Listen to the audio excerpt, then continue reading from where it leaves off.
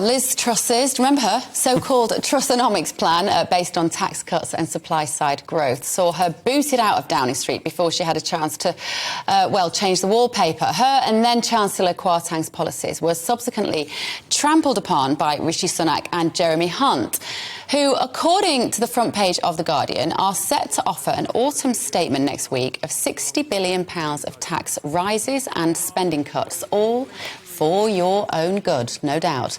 Jeremy Hunt has been sucking in his teeth and telling us how he has some tough decisions ahead in a way that would make communist dictators proud.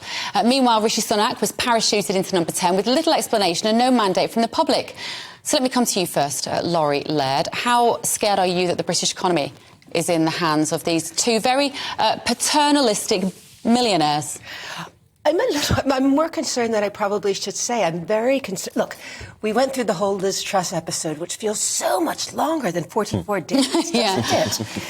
And we have to give Liz Truss some credit. She gave us all a crash course in Economics 101. I mean, nobody knew what a bond yield was before Liz Truss came to be. No one knew what the Office for Budget Responsibility was.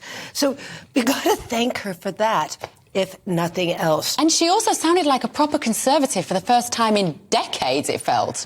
On steroids. I mean, she really sounded like a proper conservative. But it felt very much like that was exactly the look that she was going for, simply appealing to that very small cohort that put her into office, rather than looking at a broader picture. It really felt like that budget was aimed at a very small audience of hers, very much so. But now that we have all learned about fiscal austerity, now that we've all learned that we spend more than we take in, we have to borrow money to buy the things that we want, like healthcare, like teachers. Now that we've all learned that, I feel like this new government is going too far in the other direction. Rishi Sunak has always talked about fiscal probity. That has been his brand.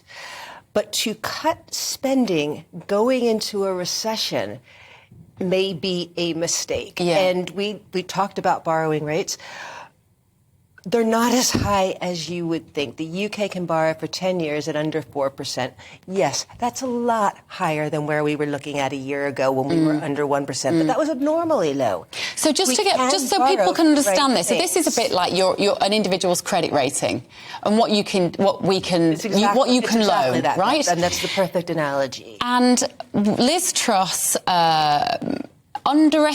she was right. I think she was right in terms of measuring what our strength of borrowing was. And what you're saying is he's now saying that we aren't in such a strong position to borrow. But we are, right? We're still a good bet. We're in a much better situation than Rishi Sunak and Jeremy Hunt are kind of suggesting, letting on.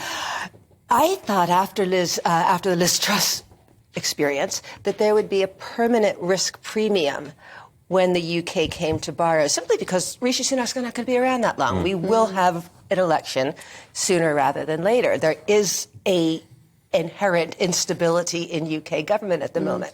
I thought we'd pay a permanent risk premium for that. We're borrowing now at rates that are lower than on the 22nd of September, which says we have some space to borrow. I think what the markets want to see is that we're borrowing for the right things. We're borrowing for investment. We're not borrowing for a spurious tax cut. We're borrowing on things that could make us more productive down the road.